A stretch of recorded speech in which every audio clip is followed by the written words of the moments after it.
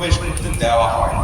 সেই যারা দারোয়ান তারা বলে দিলেন যে এটা হচ্ছে পারিবারিক পুজো, জমিদারের আত্মীয় স্বজন, বন্ধু বান্ধব এবং সম্ভ্রান্ত পরিবারের যারা লোক যাদেরকে উনি আমন্ত্রণ জানিয়েছেন, সেই আমন্ত্রিত ব্যক্তি ছাড়া অন্য কারো প্রবেশ নেই।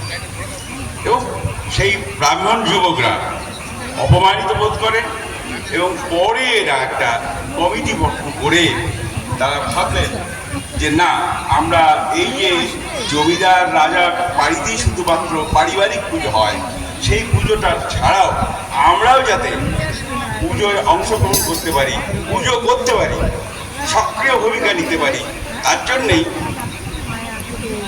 জন্যই তারা একটা কমিটি করে এই বারোয়ারি পুজো আরম্ভ করলেন।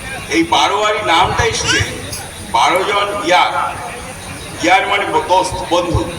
এই বন্ধু 12 জন বন্ধু মিলে এই উদ্যোগটা নেওয়ার জন্যই এই নামকরণটা বাংলার বারোয়ারি নামটা আসে। কিন্তু বারোয়ারি হওয়া সত্ত্বেও